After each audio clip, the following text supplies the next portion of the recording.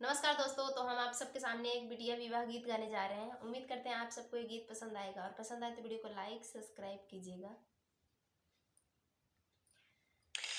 नदिया किनारे